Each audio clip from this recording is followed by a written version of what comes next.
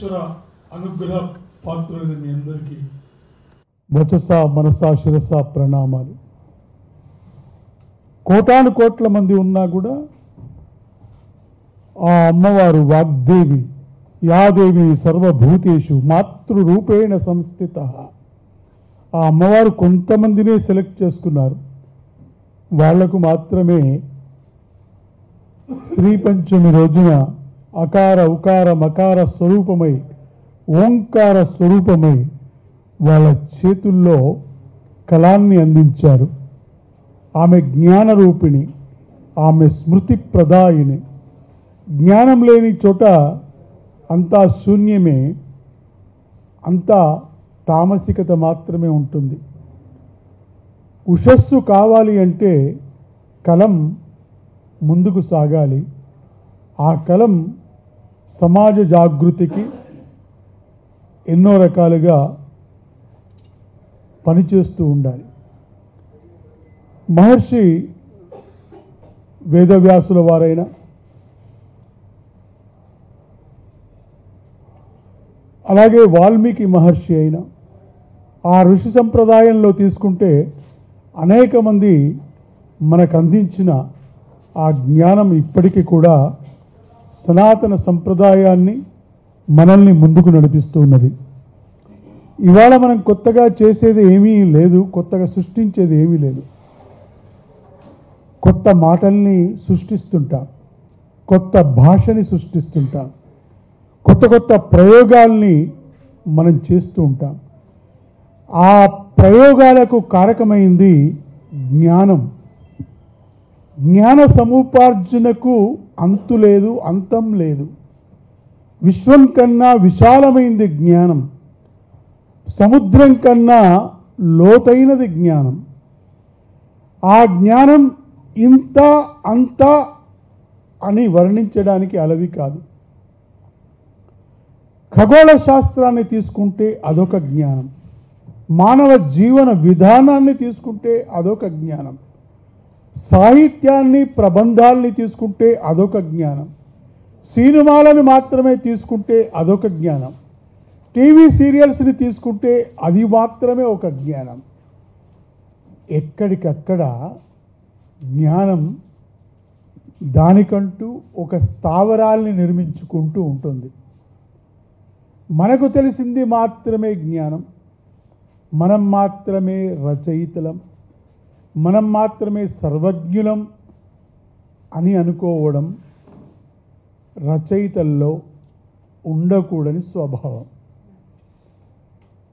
కాబట్టి మనం ఎప్పటికప్పుడు నిత్య విద్యార్థిలాగా ఉంటూ నిత్య శోధనలోనే ఉంటే జ్ఞానప్రభ సూర్యకిరణాల్లాగా సూర్యుడు ఎలాగైతే ప్రపంచానికి జ్ఞానాన్ని వెలుగుని అందజేస్తున్నాడో మనం సంపాదించిన జ్ఞానం ద్వారా కూడా సమాజ జాగృతికి, సమాజంలో ఉన్న రుగ్మతల్ని పారదోలడానికి మనం కృషి చేయాల్సిన అవసరం ఉంటుంది. అలాంటి సాధనలో పావనమవుతున్న పావనమూర్తులైన మీ అందరికీ నేను మరోసారి వచస మనస శిరస్సు వంచి ప్రణామాలు చేస్తున్నాను. 12 నంది అవార్డుల కార్యక్రమాన్ని ఘనంగా నిర్వహించిన ఏకైక ఐఏఎస్ ఆఫీసర్ 2 రాష్ట్ర ప్రభుత్వాల్లో పాల్గొన్నారు. 3 ఇంటర్నేషనల్ చిల్డ్రన్ ఫిల్మ్ ఫెస్టివల్స్ ఆయన ఆధ్వర్యంలోనే జరిగినాయి. 5 ముఖ్యమంత్రులతో కలిసి పనిచేసిన గొప్ప వ్యక్తి పార్థసారథి గారు. అక్టోబర్ 97 సంజీవ్ రెడ్డి గారు దూరదర్శన్ యొక్క ఆఫీస్ కార్యాలయం స్టార్ట్ చేశారు. అప్పుడు సప్తగిరి దాన్ని అంటారు, అది కాదు. 1972 22 ఏప్రిల్లో 1972లో మన తెలుగు ప్రసారం చిత్రలహరితోటి అరగంట తెలుగు ప్రసారాలతోటి మొదలైంది. అంటే 72తో స్టార్ట్ అయితే ఇప్పటికి ఎన్నేళ్ళు అయింది మన తెలుగు ప్రసారం మొదలై ఎన్నాళ్ళు అయింది. ఇది మనం స్వర్ణోత్సవాన్ని మనం చేసుకోవాల్సిన అవసరాలు ఉన్నాయి. అట్లాగే 77లో సంజీవ్ రెడ్డి గారు దూరదర్శన్ ప్రారంభోత్సవం చేశారు. అంతకుముందు ఆల్ ఇండియా రేడియోగా ఉండేది. కలర్ ప్రసారాలు ఎప్పుడు 1983లో 81లో ఆసియన్ గేమ్స్ అప్పుడు ఇందిరాగాంధీ గారు స్టార్ట్ చేశారు భారతదేశంలో. మొట్టమొదటి తెలుగు సీరియల్ ఏది? అనగనగా ఒక శోభ. మొట్టమొదటి డైలీ సీరియల్ ఏది? ఇవన్నీ మనం తెలుసుకోవాల్సిన అవసరం ఉంటుంది. మొట్టమొదటి మైథలాజికల్ సీరియల్ ఎవరు చేశారు? భారతదేశంలో మొదటి స్నేక్ సీరియల్ ఎవరు చేశారు? ఇండియాలో మొదటి స్నేక్ సీరియల్. ఆ స్నేక్ సీరియల్ అనేది కాదు, ఆల్ ఇండియా లెవెల్లో అప్పుడు ఈటీవీలో ప్రసారం అయితే అది హైయెస్ట్ టీఆర్పీ ఇన్ ఇండియాలో హైయెస్ట్ టీఆర్పీ 18.8 రేటింగ్ అనేది సోనీని, జెమినీని జీటీవీని అధిగమించి హిందీ ప్రసారాలు మించి మన టీవీ టెలికాస్ట్ చేయండి. ఇవాళ 2 కోట్ల మంది చూస్తున్నారు హిందీలో దాన్ని. అలాగే మొదటి పౌరాణిక సీరియల్ దక్షిణ భారతదేశం నుంచి ఆది పరాశక్తి చేశాను, south India's first mythological serial. ఇలా చెప్పుకుంటూ పోతే చాలా ఉంటాయి. కానీ మన గురించి మనం చెప్పుకోవాల్సిన పరిస్థితి ఈరోజు చాలామందికి వచ్చింది. సాధనల గారు ఉన్నారు. సాధనల గారు అసలు పొద్దున ఒక చోట ఉంటాడు, మధ్యాహ్నం ఒక చోట ఉంటాడు, సాయంత్రం ఒక చోట ఉంటాడు. సాహిత్యంలో ఒక రకమైంది. అలాగే ఉదయ్ కుమార్ ఉన్నాడు, సంగీతంలో బెస్ట్. మా ఖుద్దూస్ అసలు ఎక్కడ ఉంటాడో ఎప్పుడు ఉంటాడో తెలియదు. మార్నింగ్ కర్నూలులో ఉంటాడు, రాత్రి కడపలో ఉంటాడు, తెల్లారని చేస్తే విజయవాడలో ఉంటాడు. They are doing hard work in the industry. Varma పొద్దున డైలీ సీరియల్ చెప్తాడు, రాత్రి సినిమా చెప్తాడు, మళ్ళీ మిడ్ నైట్లో డాక్యుమెంటరీ చెప్తాడు. రెస్ట్లెస్ పర్సన్స్ చేస్తున్నారు. మా అధ్యక్షుడు ప్రేమరాజు గారు. ఇట్లా ఒక్కొక్కళ్ళకి మన దగ్గర గొప్పతనం ఉంది. ఆ గొప్పతనాన్ని మనమే ఎంజాయ్ చేయాలి, ఆస్వాదించాలి, అప్రిషియేట్ చేయాలి. ఇవన్నీ మనం చేయడానికి ఒక ప్లాట్ఫామ్ కావాలి. మనందరం అసంఘటితంగా ఉన్న వాళ్ళంతా సంఘటితంగా కావడానికి ఒక ప్లాట్ఫామ్ కావాలి. ఆ ప్లాట్ఫామ్ని మనం 2010వ సంవత్సరంలో ఏర్పాటు చేసుకున్నాం. 2005లో వీర్రాజు గారు, ఖన్నా, పోతన ఓం ప్రకాష్, వెంకటరమణ అలాంటి వాళ్ళందరూ కలిసి తెలుగు టెలివిజన్ టెక్నీషియన్స్ యూనియన్ అని పెట్టినారు 2005వ సంవత్సరంలో. అది లేబర్ డిపార్ట్మెంట్లో గుర్తించబడింది. 2010లో దాన్ని వాళ్ళు హ్యాండ్ ఓవర్ చేసిన తర్వాత ఆ యూనియన్లో ఉన్న అన్ని వర్గాల వారిని విభజించి, ఏ క్రాఫ్ట్కి ఆ క్రాఫ్ట్ విభజించి, సినిమా రంగంలో ఎట్లాగైతే 24 క్రాఫ్ట్లు ఉన్నాయో మన టీవీ రంగంలో కూడా అలాంటి క్రాఫ్ట్స్ ఉండాలని 2010వ సంవత్సరం అక్టోబర్లో ఒక విస్తృత స్థాయి సమావేశాన్ని చిన్న శ్రీశైలం గారి ఆఫీస్ ముందర ఆ గ్రౌండ్లో పెట్టడం జరిగింది. అక్కడి నుంచి మన ఫెడరేషన్ యొక్క ప్రస్థానం మొదలైంది. 2011 మార్చి నుంచి అన్ని యూనియన్లు ఏర్పాటు కావడం మొదలైంది. మార్చిలో మన రైటర్స్ అసోసియేషన్ మీటింగ్ అయింది 2011లో. 9/6/2011 మన పర్ఫెక్ట్ బర్త్ ఇయర్ అందరూ గుర్తుంచుపెట్టుకోండి. I request all life members of this organisation. 9 June 2011లో మన తెలుగు టెలివిజన్ రచయితల సంఘం ఆవిర్భావం జరిగింది. అదే రోజు అన్ని యూనియన్లు, అన్ని అసోసియేషన్లు ఆరంభమైనాయి. అది 16, 17, 18 జూన్లో కమలాపురి కాలనీలో మనం ఒక విస్తృత స్థాయి సమావేశం ఏర్పాటు చేశాం. దానికి ఆ రోజు చీఫ్ గెస్ట్గా మాన్య మంత్రివర్యులు ఆ రోజు డికే అరుణ గారు వచ్చారు. అప్పుడు సమాచార పౌర సంబంధ శాఖ మాత్యులుగా ఉన్నారు. ఆ కార్యక్రమానికి విశిష్ట అతిథిగా అప్పుడు కూడా కమిషనర్గా ఉన్న పార్థసారథి గారు వచ్చారు. ఆ టైంలో చాలామంది వచ్చారు.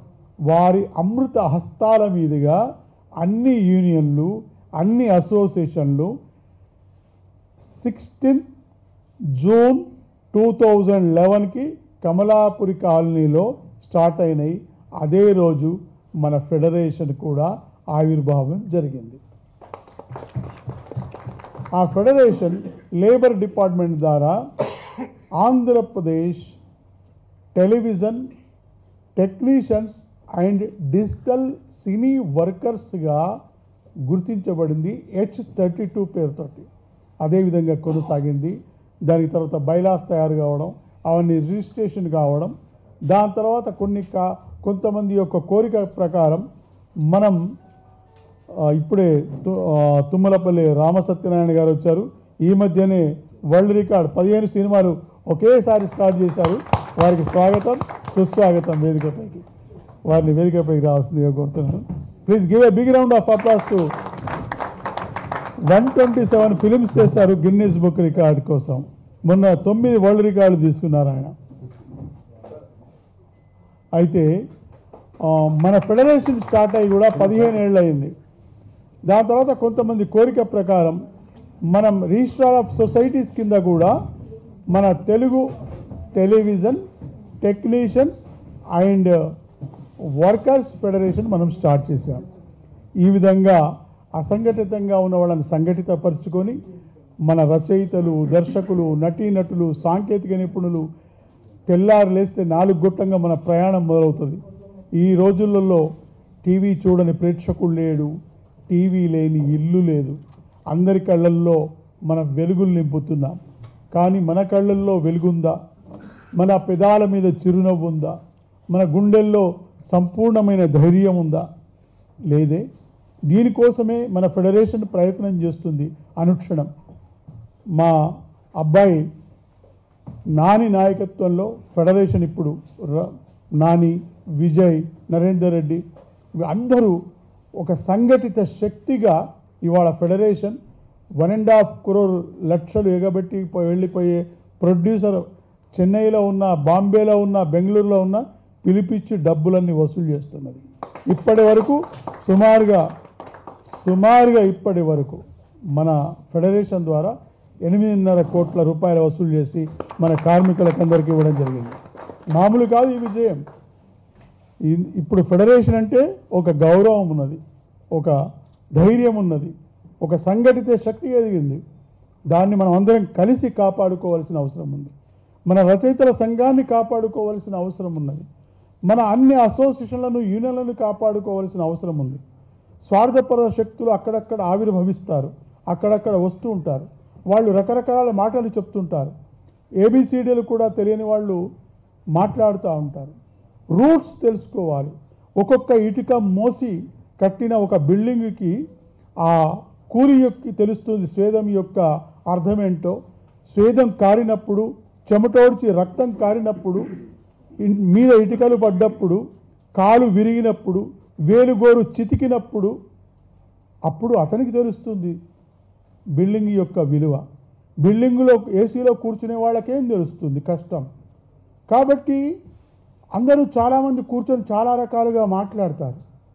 మాటలు మాట్లాడే వాళ్లకు వేరే ఏది అవసరం లేదు. వాళ్ళు ఇష్టం వచ్చినట్టు రాళ్ళేస్తారు. రాళ్ళెత్తిన కూలీలు, రక్తం చిందించి విజయాలు సంపాదించే వీరులు చరిత్ర పుటల్లో ఉండరు. ఎప్పుడు ఆ విమర్శ చేసేవాళ్ళు, మనల్ని ఊరికే కూర్చొని తమాషా చేసేవాళ్ళు మాత్రమే మనకు ఫోకస్ అవుతుంటారు. But we don't care all that kind of non sense. మనం ఒకటే, మన ప్రయత్నం ఒకటే, ఇండస్ట్రీకి ఏదో చేయాలి అనే తపన. ఇండస్ట్రీ వాళ్ళ కళ్ళల్లో వెలుగు ఉండాలి. తెల్లారేస్తే 4 గంటలకు మన డ్రైవర్ లేస్తాడు, మన ప్రొడక్షన్ అసిస్టెంట్ లేస్తాడు, మన మ్యూజిక్ డైరెక్టర్ లేస్తాడు, మన వాళ్ళంతా కార్మికులు లేస్తారు, మన ఆర్ట్ డైరెక్టర్ లేస్తాడు. రాత్రి ప్యాకప్ అయిన తర్వాత 12:30కు పోతాడు. మన ఇంట్లో జన్మదినోత్సవాలు ఉండవు, మన మ్యారేజ్ డేలు ఉండవు. కానీ మన వాళ్ళందరూ మన కోసం ఎదురు చూస్తూ ఉంటారు. పిల్లలు ఎదుగుతూ ఉంటారు, చదువుతూ ఉంటారు, భార్యలు ఎదురు చూస్తూ ఉంటారు. ఎప్పుడు పోతామో మనకు తెలియదు. కరోనా వచ్చిన సమయంలో కూడా సినిమాలు ఆగిపోయినాయి కానీ టీవీ సీరియళ్ళు ఆగిపోలేదు. మన న్యూస్ ఛానల్లో పనిచేసేవాళ్ళు, భక్తి సీరియల్స్ ఎవరికి ఎలాంటి కాంటెంట్ కావాలంటే అలాంటి కాంటెంట్ని మనం ఇవాళ అందించగలుగుతున్నామంటే రచయితకి ఒకసారి గట్టిగా కరతాళ దొన్ను కొట్టండి. వీ షుడ్ బి, మనల్ని మనమే చప్పట్లు కొట్టుకోవాలి. మనకెవరో వచ్చి చప్పట్లు కొట్టాల్సిన అవసరం ఉన్నది అనుకోదు. ఎందుకంటే వాడు కొడతారో మనకు అనవసరం. మన ఇంట్లో వాళ్ళు కూడా మనల్ని ఒక్కొక్కసారి వెనక్కి లాగవచ్చు. బట్ మనం ఎక్కడి నుంచో వచ్చాం. శ్రీకాకుళం నుంచి ఒకళ్ళు, చిత్తూరు నుంచి ఒకళ్ళు, ఆదిలాబాద్ నుంచి ఒకళ్ళు. మనందరి సంకల్పం ఒకటే, ఏదో ఒక రోజు మనకంటూ ఒక రోజు వస్తుంది. ఆ రోజు మనం ఏంటో నిరూపించుకుంటాం. ఆ రోజు మనం ఏంటో, మనం సాధించిన విజయం ఏంటో ప్రపంచానికి తెలియజేయగలుగుతాం. అప్పటి వరకు ఓపిక, సహనం, నమ్మకం, విశ్వాసం, ఆత్మస్థైర్యం కోల్పోకుండా మనం ముందుకు సాగాలి. మీరు ఎప్పుడైనా ఒకటే గుర్తుపెట్టుకోండి, మన నోటిలో ఎప్పుడు కూడా ప్రేమ భావమే ఉండాలి. శత్రుభావం తీసి అవతల పడేయండి, జలసి తీసి అవతల పడేయండి. మనం కేవలం మన పరిశ్రమ మనుగడ, పరిశ్రమ ఐక్యే సారథులు, వారధులు. You trust, you believe. నేను మీ మీద నమ్మకాన్ని పెట్టుకున్నాను, నేను మీ మీద విశ్వాసాన్ని పెట్టుకున్నాను, నేను మీ పాదాలు కడిగి నా నెత్తి మీద చల్లుకుంటాను. బట్ కంకణం కట్టుకోండి. ఈ 15 సంవత్సరాల జైత్ర యాత్రలో నేను సైతం ప్రపంచాగ్నికి సమిధనొక్కటి ఆహుతిచ్చానన్న శ్రీశ్రీ మాటలు గుర్తు తెచ్చుకోండి. కణం కణం, క్షణ క్షణం మన పరిశ్రమ కోసం మీరు శ్రమించండి. ఎక్కడ ఎప్పుడు అపప్రద మాటలు మన నోటి నుంచి రానియకండి. ధైర్యం, విశ్వాసం. మనం సమాజం కోసం ఏదో చేద్దాం. మన సీరియళ్ళ ద్వారా కావచ్చు, మన డాక్యుమెంటరీల ద్వారా కావచ్చు, ఏదైతే మీరేం రాస్తున్నారు, సమాజ విచ్ఛిన్నానికి కాకుండా సమాజ చైతన్యానికి, సమాజం యొక్క స్ఫూర్తికి ముందుకు కదలండి. మీ వెంట మేమున్నాం, మేమందరం ఉన్నాం. మీకోసమే మనమందరం కలిసి ఐక్యంగా ముందుకు సాగుదామా? గట్టిగా సాగుదామా? జై హో తెలుగు టెలివిజన్. వర్కర్లకు ఉపాధి కోల్పోతున్నదని భావించి తెలుగు టెలివిజన్ రచయితల సంఘం ఫెడరేషన్ ఆధ్వర్యంలో మొత్తం టీవీ చరిత్రలోనే ఒక గొప్ప సందర్భం. అందరి క్రాఫ్ట్స్ ఒక వేదిక మీదకి వచ్చి నిర్మాతలతో సహా మన 39 రోజుల పాటు ధర్నా చౌక్లో స్ట్రైక్ చేయడం. దానికి పెద్దలు రామోజీరావు గారు ముందుగానే స్పందించి 21 ఏప్రిల్ 2013 నాడు లెటర్ రాశారు, రేపటి నుంచి మా మొత్తం డబ్బింగ్ సీరియల్స్ ఆపేస్తున్నామని. We have received first letter from Shri Ramoji Rao garu పెద్దలు. ఈటీవీ ఎప్పుడు మనకు సపోర్ట్ చేస్తూనే ఉన్నది. మిగతా ఛానల్స్ కూడా అదే ధోరణిలో సపోర్ట్ చేసి క్రమక్రమంగా డబ్బింగ్ సీరియల్స్ అన్ని తొలగించి ఇవాళ తెలుగు సీరియల్స్ మాత్రమే ఒక 70 నుంచి 75 సీరియల్స్ ప్రసారం అవుతున్నాయి. దీనికి కారణం ఆ రోజు మనం చేసిన రిజిస్ట్రేషన్. ఒక ఎపిసోడ్ టెలికాస్ట్ అవుతున్నది అంటే రచయితలు, నటీనటులు, సాంకేతిక నిపుణులు, దర్శకులు, production houses, dubbing, post production houses అందరు కలిసి సుమారుగా 80 నుంచి 100 మంది బతుకుతారు. ఇవాళ 75 స్ట్రేట్ సీరియల్స్ వస్తున్నాయంటే 7,000 మంది నుంచి 7,500 మందికి ఉపాధి దొరుకుతున్నది. ఈ ఉపాధికి కారణం మనం తీసుకున్న ఆనాటి decision. Please give a big round of applause. మనం సాధించాం, మనం చాలా చాలా సాధించాం.